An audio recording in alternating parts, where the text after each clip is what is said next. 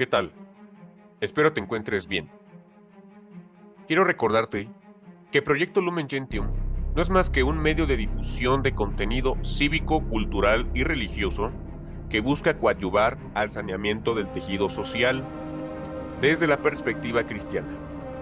Por lo tanto, no debe ni puede tomarse como imposición lo que se comente y o comparta en este video u otros que se generen para este canal.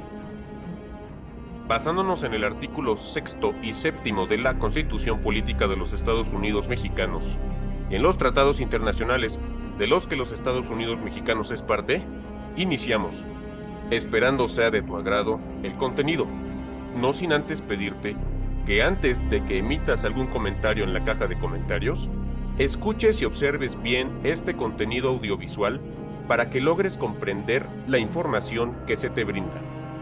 Dicho esto, comenzamos.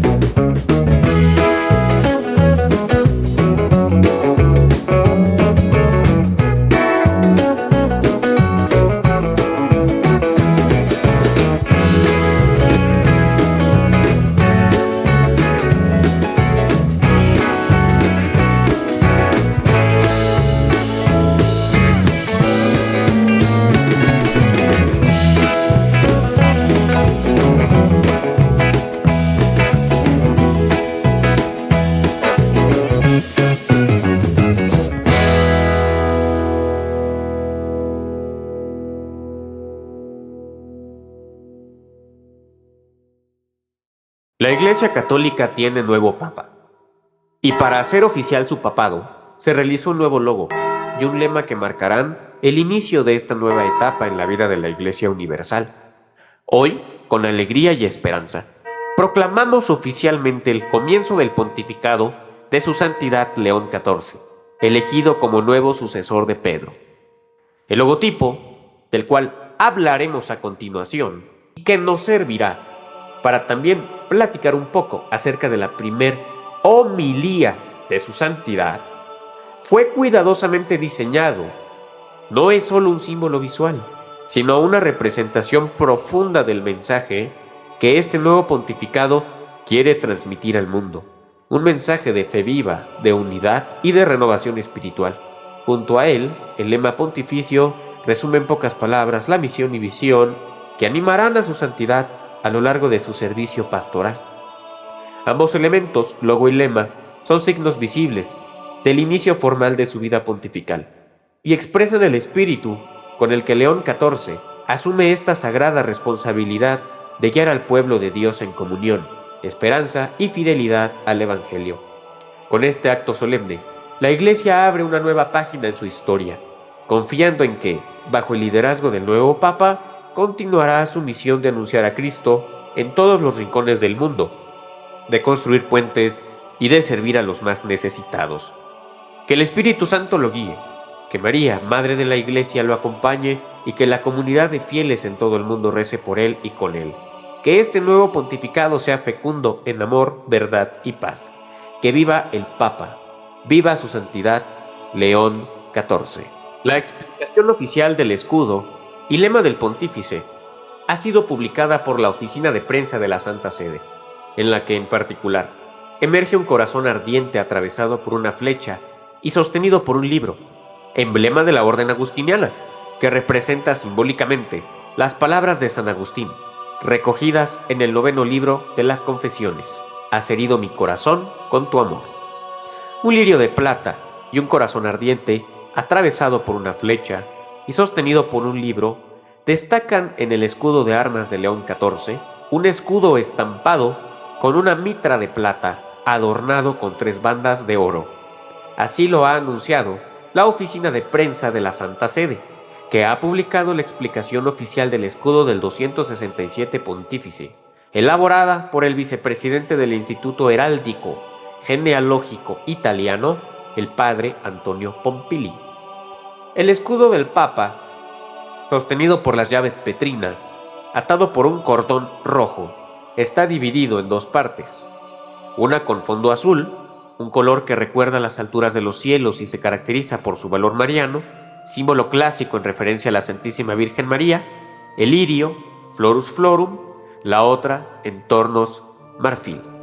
Un color que puede leerse como símbolo de santidad y pureza, donde destaca el emblema de la orden agustiniana, el corazón atravesado por una flecha colocado sobre un libro. Esta figura representa simbólicamente las palabras de San Agustín recogidas en las Confesiones, libro 9, segunda y tercera edición. Sagittaveras tu cor meum caritate tua, has herido mi corazón con tu amor, especifica el padre Pompili. El corazón representado en el escudo papal es un elemento que ha estado siempre presente en el emblema de los agustinos, desde el siglo XVI, incluso con diferentes variantes, como la presencia del libro que simboliza la palabra de Dios capaz de transformar el corazón de todo hombre, como fue para Agustín. Además, el vicepresidente del Instituto Heráldico, genealógico italiano, aclara que el libro también recuerda las obras iluminadas que el Doctor de la Gracia ha donado a la Iglesia y a la humanidad. En cuanto al lema, in illo uno unum, en un solo Cristo somos uno, estas son las palabras pronunciadas por San Agustín en un sermón, exposición al Salmo 127, versículo 3. Con esta expresión, el gran padre de la Iglesia pretende especificar que, aunque los cristianos somos muchos, en un solo Cristo somos uno. El 9 de mayo de 2025, en la Capilla Sixtina, el Papa, antes de comenzar a leer en voz alta su homilía, humildemente reconoce que la tarea pastoral de la Iglesia no solo le corresponde a él, y que él solo no podrá lograr el objetivo principal: fomentar y compartir la universalidad obligatoria de la Iglesia. Es por ello que hace un llamado a los cardenales para que, unidos a él y él unido a ellos, logren cumplir la misión que Jesucristo les encomendó en Pedro: custodiar, difundir y compartir el Evangelio. El Papa textualmente comienza diciendo: empezaré con una palabra en inglés y el resto es en italiano, pero quiero repetir las palabras del Salmo responsorial. Cantaré un cántico nuevo al Señor, porque ha hecho maravillas. Y en efecto, no solo conmigo, sino con todos nosotros, hermanos cardenales, mientras celebramos esta mañana, los invito a reconocer sobre las maravillas que el Señor ha hecho, las bendiciones que el Señor sigue derramando sobre todos nosotros a través del ministerio de Pedro. Ustedes me han llamado a llevar esa cruz y a ser bendecido con esa misión. Y sé que puedo contar con todos y cada uno de ustedes para caminar conmigo, mientras continuamos como iglesia, como comunidad de amigos de Jesús, como creyentes para anunciar la buena nueva, para anunciar el Evangelio. Después comienza de lleno con la lectura de la homilía que preparó para dicho día. A continuación, se da lectura a la misma para posteriormente realizar una reflexión y análisis sobre esta. Cabe mencionar que la homilía ya fue pronunciada en italiano. La homilía del Papa León XIV comienza: Tú eres el Mesías, el Hijo de Dios vivo.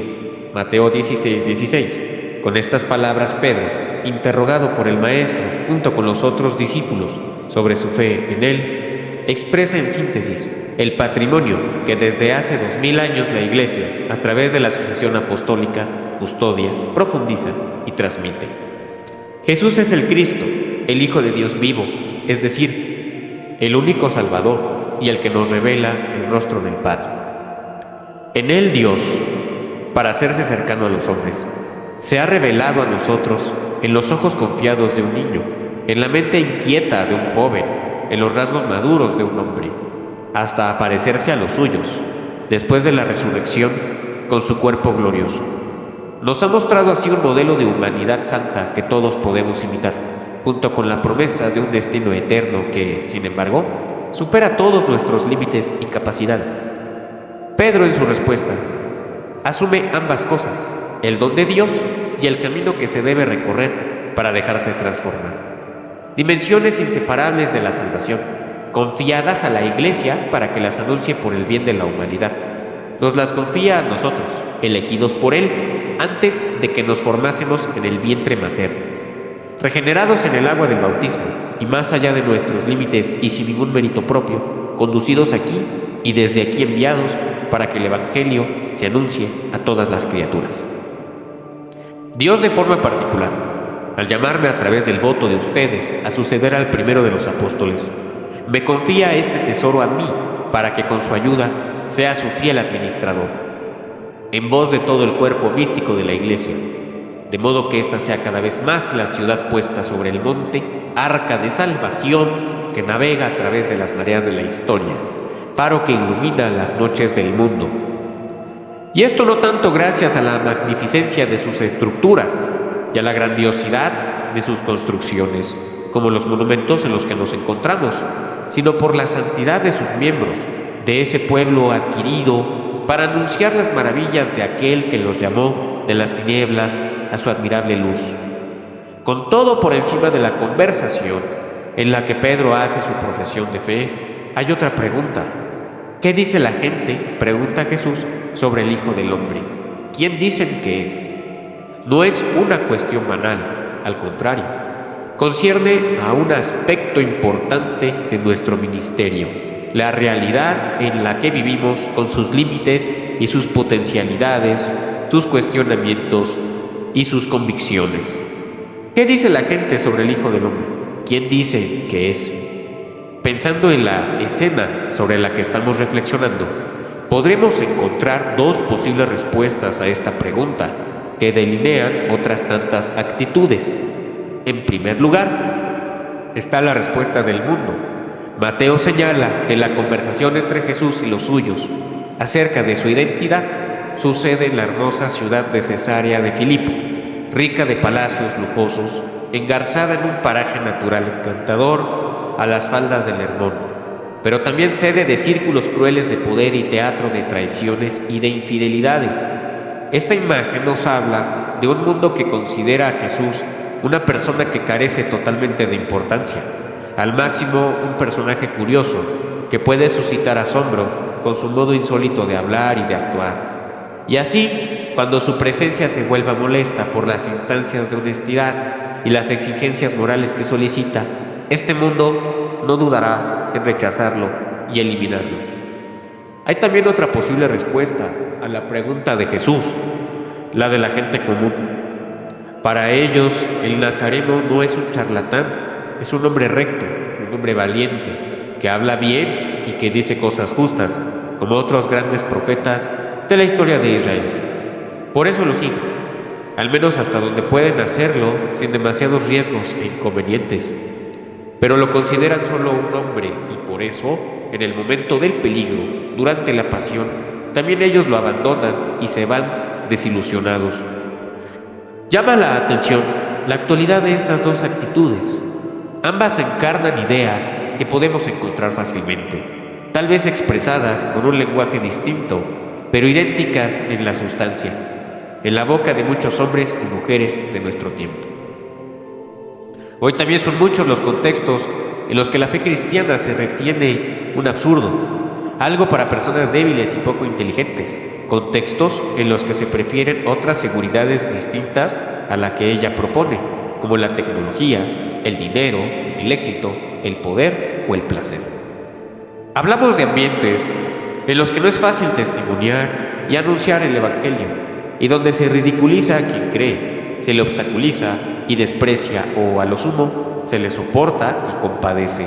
Y sin embargo, precisamente por esto, son lugares en los que la misión es más urgente, porque la falta de fe lleva a menudo consigo dramas como la pérdida del sentido de la vida, el olvido de la misericordia, la violación de la dignidad de la persona en sus formas más dramáticas, la crisis de la familia y tantas heridas más que acarrean no poco sufrimiento a nuestra sociedad. No faltan tampoco los contextos en los que Jesús, aunque apreciado como hombre, es reducido solamente a una especie de líder carismático o a un superhombre, y esto no solo entre los no creyentes, sino incluso entre muchos bautizados, que de ese modo terminan viviendo, en este ámbito, un ateísmo de hecho o de facto. Este es el mundo que nos ha sido confiado, y en el que, como enseñó muchas veces el Papa Francisco, estamos llamados a dar testimonio de la fe gozosa en Jesús Salvador. Por esto, también para nosotros es esencial repetir: tú eres el Mesías, el Hijo de Dios vivo.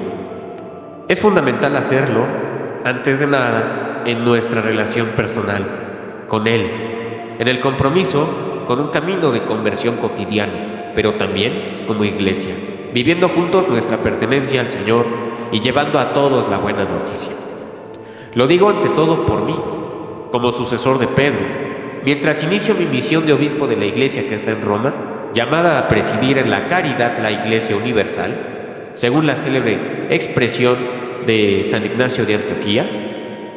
Él, conducido en cadenas a esta ciudad, lugar de su inminente sacrificio, escribía a los cristianos que allí se encontraban: en ese momento seré verdaderamente discípulo de Cristo, cuando el mundo ya no verá más mi cuerpo. Carta a los Romanos. Hacía referencia a ser devorado por las fieras del circo, y así ocurrió, pero sus palabras evocan en un sentido más general un compromiso irrenunciable para cualquiera que en la iglesia ejercite un ministerio de autoridad: desaparecer para que permanezca Cristo, hacerse pequeño para que Él sea conocido y glorificado, gastándose hasta el final para que a nadie falte la oportunidad de conocerlo y amarlo. Que Dios me conceda esta gracia, hoy y siempre, con la ayuda de la tierna intercesión de María, Madre de la Iglesia.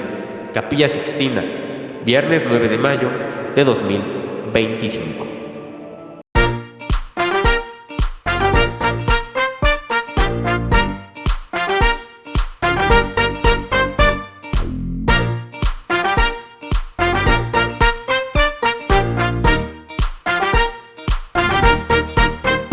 Análisis de Proyecto Lumen Gentium.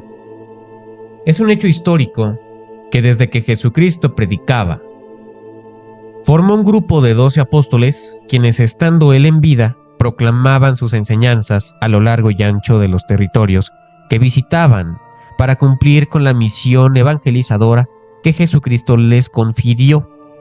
Este grupo de 12 apóstoles sería y es la iglesia que hoy por hoy conocemos como Iglesia Católica, la única iglesia de Cristo existente, pues obedece a esta sucesión apostólica ininterrumpida que existe desde hace más de 1000 años, y es por ello que es la única que custodia, profundiza y transmite el patrimonio del cristianismo. No existe ninguna otra iglesia que enseñe la verdad y la tradición apostólica. Tan es así que, recordando el versículo: no todo el que me dice, Señor, Señor, entrará en el reino de los cielos, sino el que hace la voluntad de mi Padre que está en los cielos. Muchos me dirán en aquel día: Señor, Señor, ¿no profetizamos en tu nombre? ¿Y en tu nombre echamos fuera demonios? ¿Y en tu nombre hicimos muchos milagros? Y entonces les declararé: nunca os conocí, apartaos de mí, hacedores de maldad. Como se comentaba, recordando este versículo ya mencionado, citado y leído, podemos destacar que no basta con creer en Cristo, sino hay que creerle a Él y obedecerle. En el año de 1514 después de Cristo, el interés político y económico corrompieron a varios monjes agustinos, orden a la que, por cierto, pertenece el actual Papa León XIV. Dentro de esa orden de monjes agustinos se encontraba Martín Lutero, hombre que, con la ayuda de los príncipes de Alemania, orquestó una conspiración de carácter anticlerical y por ende anticristiana, que terminaría dando como resultado la apostasía más grande que jamás haya existido, la Revolución Protestante, misma que reviviría herejías pasadas que hasta ese momento se consideraban superadas gracias al trabajo filosófico y doctrinal de muchísimos padres de la Iglesia en siglos anteriores. Actualmente son incalculables los daños ocasionados por dicha rebelión cismática y herética, aunque quien esté realmente enterado del tema y dentro de sí haya la sensatez necesaria para aceptarlo, sabrá que hoy por hoy esta rebelión ha provocado la existencia de innumerables sectas protestantes que engañan al individuo que desea ser cristiano. Por ello es muy importante el destacar cómo es que el Papa León XIV inicia y dirige su comunicación hacia los cardenales antes de dar lectura a su primer homilía como sumo pontífice de la Iglesia de Cristo.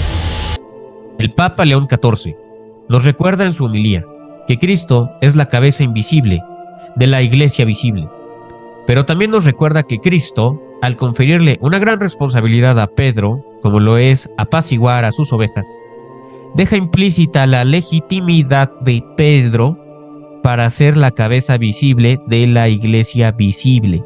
Por ende, al continuar en nuestros días con la tradición y sucesión apostólica, es correcto decir que el Papa es la cabeza visible de la Iglesia visible.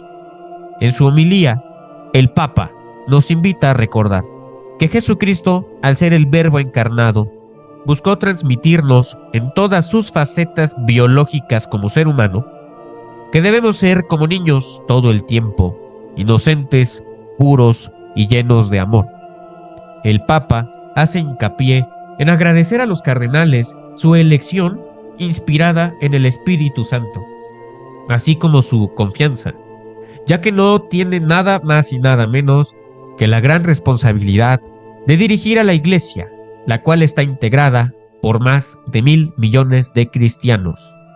El Papa reitera en su homilía que la Iglesia, más allá de ser una institución atemporal y milenaria, es la luz en el mundo, y que hoy más que nunca debe ser la guía de quienes por diversas razones no encuentran el bien en este mundo de tinieblas, por lo cual resalta que la Iglesia debe ser aquella en la que sus miembros, sobre todo el clero, no se desvíen de la santidad, sino al contrario, que cada día puedan ser virtuosos para conducir en el camino del bien y de la verdad, no solo a los cristianos, sino al mundo.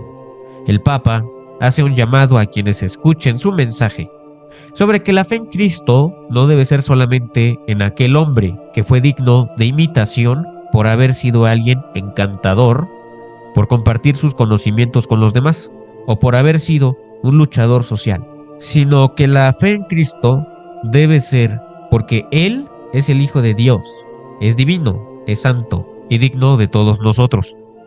El Papa León XIV nos recuerda que la fe no es para débiles y o para tontos, sino que es para quienes queramos encontrar no solamente el camino a seguir, sino también para quienes queramos encontrar la verdad, la vida, pues eso es Cristo, vida.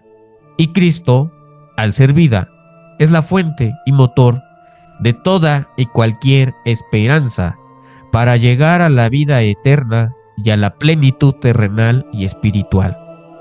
El Santo Padre hace mención en su homilía sobre la realidad que vivimos hoy, la secularización, el ateísmo y el capitalismo aborazante, ese que hace que todos centremos nuestra atención en lo material y no en la esencia del ser como humano e hijo de Dios. Ante esta realidad tan descomunal, el Papa nos exhorta a ser una iglesia misionera que dé testimonio de fe, que haga que las personas del mundo volteen a ver y a adoptar en sus vidas una vida nueva, pero esta vez en Cristo y en su iglesia. También nos exhorta a no darnos por vencidos y a glorificar a Dios en todo momento y en todo, es decir, dejar que los demás no vean en mí, en ti, más que a Dios, ya que el cristiano no hace sus obras o reflectores o protagonismos, sino para y por Dios.